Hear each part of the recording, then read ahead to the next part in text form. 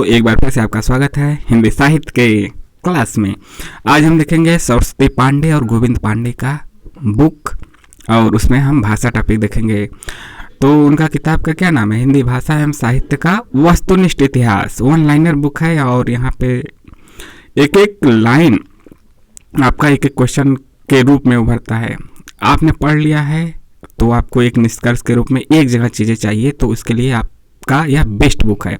आपने जो चीज़ें पढ़ी हैं उसको एक जगह पे सटीक तरीके से, संकलित तरीके से यहाँ पे दिया गया है। बिल्कुल यह आपकी तैयारी का जो है चरम बिंदु है। जैसे दूध से लास्ट में बनता है घी, उसी प्रकार से हिंदी साहित्य में सबका निचोड़ है यह सरस्वती पांडे गोविंद पांडे का यह किताब।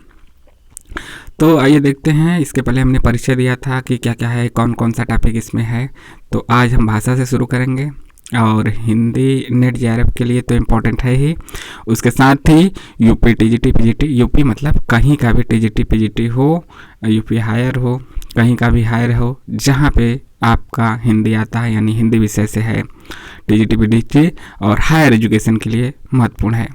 आइए देखते हैं भाषा। भाषा शब्द संस्कृत भाष धातु से बना है, यानी निष्पन्न है, जिसका अर्थ होता है भाष वक्तायाम वाची, अर्थात व्यक्तवाणी। भाष्यते वक्तवाग रूपेण अभिव्यंजते इति भाषा। इसका मतलब हुआ भाषा उसे कहते हैं जो व्यक्तवाणी के रूप में अभिव्यक्त की जाती है, यानी कि व्यक्तवाणी यहाँ पे भी है, व्यक्तवाणी यहाँ पे भी है, व्यक्तवाणी के रूप में अभिव्यक्त जो की जाती है उसे भाषा कहते हैं। इसीलिए तो सबका अलग अलग रहता है। भारतीय तथा पाश्चात्य विद्वानों ने भाषा की परिभाषा निम्न ढंग से प्रस्तुत की है। यदि भाषा से यहाँ से क्वेश्चन पूछा गया तो यही पूछा जाएगा कि यह कथन भाषा का यह परिभाषा किसने दिया है। तो आइए देखते हैं। भारतीय विद्वान देखेंगे, उसके बाद पाश्चात्य विद्वान देखेंगे। तो भारतीय विद्वानों में क्या कहा है पतंजलि ने? पतंजलि का कहना है व्यक्ता वाची वर्णा येसा त इमे व्यक्तवाचः, अर्थात जो वाणी वर्णों में व्यक्त हो उसे भाषा कहते हैं। इसके बाद कामता प्रसाद गुरु ने क्या कहा है? इनका नाम तो आप सभी ने सुना होगा। व्याकरण, हिंदी व्याकरण में इनका नाम सर्वोपरि नामों में से एक है। भाषा वह साधन है जिसके द्वारा मनुष्य अपने विचार दूसरों पर भलीभांति प्रकट कर सकता है और दूसरों के विचार आप स्पष्टतः समझ सकता है, यानी अपने विचार दूसरों को भलीभांति समझा सकता है, प्रकट कर सकता है, और दूसरों का जो विचार है उसको समझ सकता है, उसे ही भाषा कहते हैं। और यहाँ क्या था? वाणी वर्णों में व्यक्त हो उसे भाषा कहते हैं। जो वाणी वर्णों में व्यक्त हो उसे भाषा कहते हैं। पतंजलि योग के प्रवर्तक। अगला है डॉक्टर श्याम सुंदर दास का क्या कहना है? मनुष्य और मनुष्य के बीच वस्तुओं के विषय में अपनी इच्छा और मति का आदान प्रदान करने के लिए व्यक्त ध्वनि संकेतों का जो व्यवहार होता है उसे भाषा कहते हैं। सबका कहना एक ही है, मूल तत्व तो सबका एक ही है, बस कहने का तरीका अलग है, थोड़े से शब्द अलग हैं। मनुष्य और मनुष्य के बीच वस्तुओं के विषय में अपनी इच्छा और मति का आदान प्रदान करने के लिए व्यक्त ध्वनि संकेतों का जो व्यवहार होता है उसे भाषा कहते हैं। अगले डॉक्टर मंगलदेव शास्त्री हैं।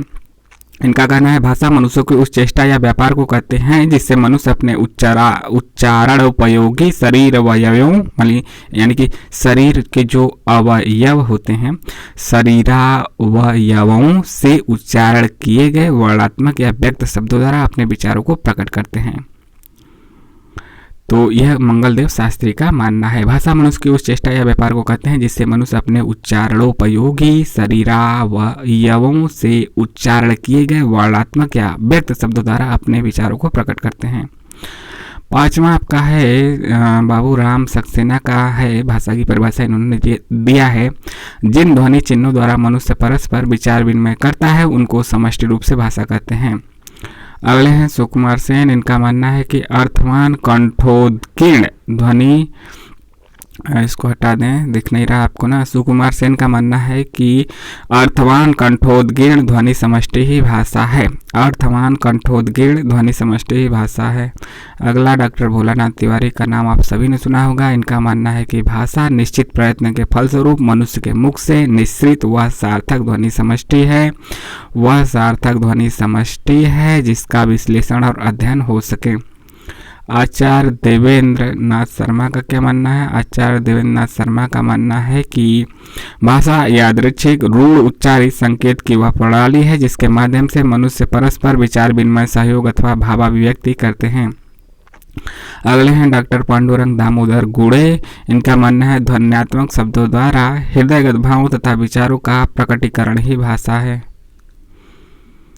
और यह तो आपके हो गए यहाँ पे 9 में कौन कौन विद्वानों ने दिया, इसको एक बार फिर से देख लेते हैं। परिभाषा तो आप 1-2 बार पढ़ेंगे तभी आपको समझ में आएगा कि कौन किसका है। याद तो रटना नहीं बल्कि समझ के आपको समझ के इसको समझना है कि कौन किसका है। पतंजलि का है, पहले तो यही पता होना चाहिए कि किसका किसका प्रमुख रूप से भाषा के रूप में भारतीय विद्वानों में कौन कौन दिए हैं। पतंजलि दिए हैं, कामता प्रसाद गुरु दिए हैं, डॉक्टर श्याम सुंदर दास दिए हैं, डॉक्टर मंगलदेव शास्त्री दिए हैं, बाबूराम सक्सेना दिए हैं, सुकुमार सेन दिए हैं, डॉक्टर भोलानाथ तिवारी दिए हैं, आचार्य देवेंद्रनाथ शर्मा दिए हैं, डॉक्टर पांडुरंग दामोदर गुड़े दिए हैं।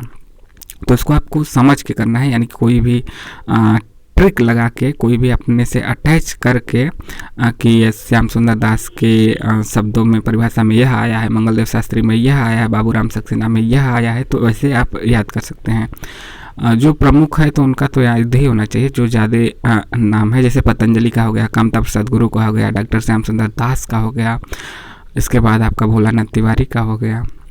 इन लोगों को तो याद ही होना चाहिए। हालांकि आजकल वैसे भी क्वेश्चन पूछे जा रहे हैं जो ज़्यादा महत्वपूर्ण नहीं दिखते हैं, तो इसमें तो आप किसी का भी जो कम फेमस है आजकल वैसा ही क्वेश्चन दे रहा है, जैसे कि दे देगा बाबूराम सक्सेना, मंगलदेव शास्त्री, या फिर यहाँ पे है जो बाबूराम सक्सेना, या लास्ट वाला क्या है डॉक्टर पांडुरंग दामोदर गुड़े, किसी का भी दे सकता है। तो यहाँ पे आगे बढ़ते हैं। पाश्चात्य विद्वानों में देखते हैं कि क्या क्या बोले हैं। पाश्चात्य विद्वानों में आपका है कौन कौन है, पहले उसका नाम देख लेते हैं। मैक्स मुलर है, हेनरी स्वीट है, क्रोंचे हैं, वांद्रे हैं, आतो एस्पर्सन है, गार्डिनर है, ब्लॉक तथा ट्रेगर है, और श्रुतेवा है। 8 लोग हैं, 9 लोग भारतीय में थे, 8 लोग यहाँ पे हैं। देखते हैं क्या क्या बोले हैं। मैक्स मुलर का क्या मानना है, भाषा और कुछ नहीं है, केवल मानव की चतुर बुद्धि द्वारा आविष्कृत एक ऐसा उपाय है जिसकी मदद से हम अपने विचार सरलता और तत्परता से दूसरों पर प्रकट कर सकते हैं, और जो चाहते हैं कि इसकी व्याख्या प्रकृति के उपज के रूप में नहीं बल्कि मनुष्यकृत पदार्थ के रूप में करना उचित है। तो यहाँ पे आप समझे होंगे, एक बार फिर से पढ़ते हैं। भाषा और कुछ नहीं है, केवल मानव की चतुर बुद्धि द्वारा आविष्कृत एक ऐसा उपाय है जिसकी मदद से हम अपने विचार सरलता और तत्परता से दूसरों पर प्रकट कर सकते हैं, और जो चाहते हैं कि इसकी व्याख्या प्रकृति के उपज के रूप में नहीं बल्कि मनुष्यकृत पदार्थ के रूप में करना उचित है। तो यह मनुष्य के द्वारा कृत है। अगला है हेनरी स्वीट का परिभाषा है, छोटा सा है, ध्वन्यात्मक शब्दों द्वारा विचारों का प्रकटीकरण ही भाषा है। अगले क्रोंचे का क्या मानना है, क्रोंचे काफ़ी ज़्यादा फेमस रहे हैं, मैक्स मुलर भी रहे हैं। भाषा उस स्पष्ट सीमित तथा सुसंगठित ध्वनि को कहते हैं जो अभिव्यंजना के लिए नियुक्त की जाती है। याद रखिए, भाषा उस स्पष्ट सीमित और सुसंगठित ध्वनि को कहते हैं जो अभिव्यंजना के लिए नियुक्त की जाती है। चौथा है वांद्रे का, बड़ा है, भाषा एक प्रकार का चिन्ह है, चिन्ह से तात्पर्य उन प्रतीकों से है जिनके द्वारा मनुष्य अपना विचार दूसरों पर प्रकट करता है। ये प्रतीक भी कई प्रकार के होते हैं, जैसे कि नेत्रग्राह मतलब आंखों से, श्रोतग्राह मतलब जो सुनते हैं कानों से, स्पर्शग्राह यानी कि आपका जो क्या है चमड़ी, चमड़ी का मतलब स्किन, स्किन का मतलब त्वचा, ठीक है। तो वहीं त्वचा से हम स्पर्श करते हैं, सुनते हैं कानों से, नेत्र से देखते हैं मतलब आंखों से देखते हैं। तो आपका हो गया। वस्तुतः भाषा देखते हैं, सुनते हैं और स्पर्श के द्वारा भी प्राप्त करते हैं। वस्तुतः भाषा की दृष्टि से श्रोतग्राह प्रतीक ही सर्वश्रेष्ठ है, यानी जो हम सुनते हैं वही तो सबसे ज़्यादा श्रेष्ठ है। हम किसी से कहेंगे तो दूसरा कोई सुनेगा, और कोई दूसरा कहेगा तो हम सुनेंगे, तो यानी कि जो सबसे ज़्यादा महत्वपूर्ण बात है वो तो सुनना ही है। अगला है मनुष्य, 5वां है मनुष्य, और यह है ओत्तो स्पर्शन का है। मनुष्य ध्वन्यात्मक शब्दों द्वारा अपना विचार प्रकट करता है। मानव मस्तिष्क वस्तुतः विचार प्रकट करने के लिए ऐसे शब्दों का निरंतर उपयोग करता रहता है। इस प्रकार के कार्यकलाप को ही भाषा की संज्ञा दी जाती है। तो इनका भी तो बढ़िया है।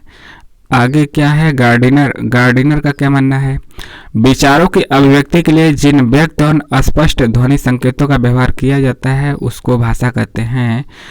क्या विचारों के अभिव्यक्ति के लिए जिन व्यक्त एवं स्पष्ट ध्वनि संकेतों का व्यवहार किया जाता है उन्हें भाषा कहते हैं।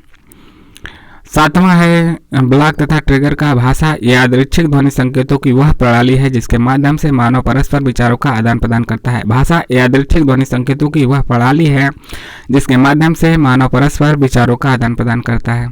सिंपल है, बढ़िया है और ब्लॉक ट्रिगर का है। अगला जो आखिरी है वह किसका है? स्तुतेवा का है। भाषा यादृच्छिक ध्वनि संकेतों की वह पद्धति है जिसके द्वारा मानव समुदाय परस्पर सहयोग एवं विचार विनिमय करते हैं। क्या? भाषा यादृच्छिक ध्वनि संकेतों की वह पद्धति है जिसके द्वारा मानव समुदाय परस्पर सहयोग एवं विचार विनिमय करते हैं। तो यहाँ पे भाषा की भारतीय विद्वानों द्वारा 9 लोगों ने परिभाषा दी, पाश्चात्य विद्वानों ने 8 विद्वानों ने परिभाषा दी। इसको हमें अपने जेहन में रखना है, जेहन मतलब दिमाग में रखना है, याद भले ही ना हो, 2-3 बार पढ़ के पता होना चाहिए कि किसने किस पे जोर दिया है। अपने हिसाब से आप देख लेंगे कि इस विद्वान ने किस बात पे जोर दिया, उसके एक एक 2 शब्द अलग जो है उसको पकड़ने की कोशिश कीजिएगा। भाषा की उत्पत्ति के प्रमुख सिद्धांत तथा उसके प्रवर्तक निम्नलिखित हैं। तो यहाँ तक हम आपको देखते हैं, ठीक है।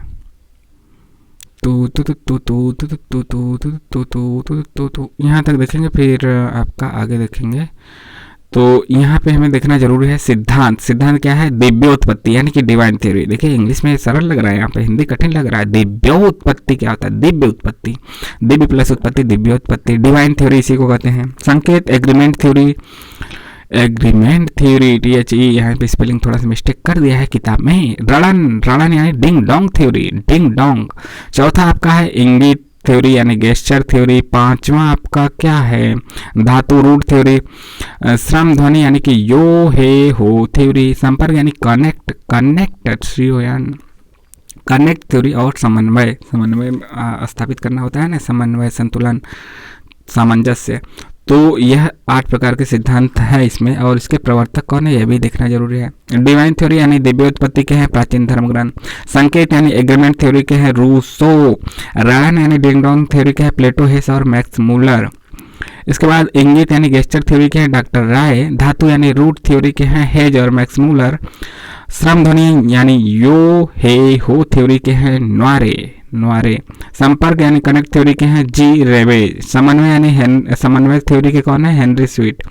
महत्वपूर्ण यहाँ पे बातें देख लीजिए। 1866 में पेरिस में भाषा विज्ञान की एक समिति का क्या नाम है? पेरिस में बना था, ये सब महत्वपूर्ण बिंदु हैं। पेरिस में बना था एक समिति ला सीसीएते द लिंग्विस्टिक यानी ला सोसाइटिक डी लिंग्विस्टिक ने अपने अधिनियम में निर्देश दिया कि भाषा की उत्पत्ति और विश्व भाषा निर्माण इन 2 विषयों पर विचार नहीं किया जाएगा। अब देखते हैं भाषा की विशेषताएं एवं प्रमुख प्रवृत्तियां कौन कौन है, निम्नलिखित हैं। भाषा की परिभाषा, विशेषता क्या क्या होती है? तो भाषा सामाजिक संपत्ति है, सही बात है। भाषा सतत प्रवाहमान, सहज और नैसर्गिक है, सही बात है। भाषा अर्जित की जाती है। भाषा परिवर्तनशील है, बदलती रहती है समय के साथ। भाषा भाव संप्रेषण का माध्यम है, हम लोग अपने भावों को भाषा के माध्यम से तो करते हैं। भाषा अर्जित संपत्ति है, 2 बार आ चुका है। तो भाषा अनुकरण से सीखी जाती है, तो एक छोटा बच्चा अनुकरण कर करके ही, सुन के ही तो सीखता है, भाषा बोलना सीख जाता है। जबकि क्लास में नहीं जाता है तो अनुकरण में ही हो जाता है, घर से ही सीख जाता है, लोगों को देख देख के। 8वां है भाषा, 8वां मतलब क्रम, एक भाषा अर्जित संपत्ति 2 बार दे दिया, तो वैसे तो 7वां ही है। भाषा जटिलता से सरलता तथा संयोगात्मकता से वियोगात्मकता की ओर ले जाती है, यानी कनेक्ट से आपको डिसकनेक्ट करती है, और कठिन से सरल, सरल से कठिन की तरफ होती है। भाषा कठिन से सरल की ओर आपको ले जाती है, और जुड़ाव से आपको अलगाव की तरफ लेके जाती है। भाषा परंपरागत वस्तु है, परंपराओं से चली आ रही है, और प्रत्येक भाषा की संरचना अलग अलग होती है। यह तो आप जानते ही हैं कि कौन कौन से हैं अलग अलग भाषाएं, पूर्वी, पश्चिमी, दक्षिणी, अलग अलग भौगोलिक स्थितियों की अलग अलग भाषा है, इसलिए इसकी संरचना अलग अलग है। भाषा विकास के प्रमुख चरण निम्नलिखित हैं। आंगिक होता है, वाचिक होता है, लिखित होता है, यांत्रिक होता है। यांत्रिक में आजकल क्या है, रोबोट वगैरह है ना, वह भी एक प्रकार से भाषा बोलते हैं, जो उसमें फिट किया जाता है कंप्यूटर वगैरह में, वही बोलता है। तो आंगिक हो गया, वाचिक हो गया, आपका लिखित हो गया, एक बोला जाता है, एक लिखा जाता है, एक जो आपका गेस्चर पोस्चर होता है अंगों द्वारा, और एक यंत्रों द्वारा। आधुनिक युग में बहुत ज़्यादा इसका बोलबाला है यांत्रिक का। अब तो चैट जीपीटी वगैरह भी आ गए हैं। और भाषा के विविध रूप होते हैं जो निम्नलिखित हैं, जैसे माना क्या परिनिष्ठित भाषा यानी कि स्टैंडर्ड लैंग्वेज, बी भाषा, उपभाषा, प्रांतीय भाषा या फिर बोली, अब इसी को इंग्लिश में कहते हैं डायलेक्ट। अपभाषा, अभ्रष्ट भाषा या अमानक भाषा, इसे कहते हैं स्लैंग। व्यक्ति बोली, आइडियोलेक्ट। विशिष्ट भाषा, प्रोफेशनल लैंग्वेज, प्रोफेशनल लैंग्वेज। कूट भाषा, सीक्रेट लैंग्वेज। कृत्रिम भाषा, आर्टिफिशियल लैंग्वेज। इंग्लिश में ज़्यादा समझ में आ रहा है ना। राष्ट्रभाषा, नेशनल लैंग्वेज, नेशनल राष्ट्रभाषा। आर्टिफिशियल कृत्रिम भाषा, सीक्रेट कूट भाषा। प्रोफेशनल विशिष्ट भाषा, आइडियोलेक्ट। व्यक्ति बोली यानी कि जो आपका विशिष्ट व्यक्तिक बोली है वहीं पर्सनल। अपभाषा, अपभ्रष्ट भाषा यानी अपभ्रंश का जो कहा जाता है, या फिर अमानक भाषा, स्लैंग इसको इंग्लिश में कहते हैं, तो यहीं अपभ्रष्ट का मतलब अपभ्रंश से है। बी भाषा, उपभाषा, प्रांतीय भाषा या बोली डायलेक्ट से है। माना क्या, परिनिष्ठित भाषा, स्टैंडर्ड लैंग्वेज। तो यहाँ पे आप समझ गए कि भाषा किस प्रकार से है। तो विश्व की भाषा और वर्गीकरण अगले भाग में देखेंगे। तो आपको कैसा लगा ज़रूर बताइए। टेलीग्राम को भी ज्वाइन कर सकते हैं। इसके अलावा चैनल को सब्सक्राइब करना ना भूलें, यानी सब्सक्राइब कीजिए, लाइक कीजिए और शेयर भी कीजिए। अपने सवाल या फिर आपके जो भी सुझाव हैं कैसा लगा यह कमेंट करके ज़रूर बताइए। मिलते हैं नए वीडियो में। जय हिंद, जय भारत।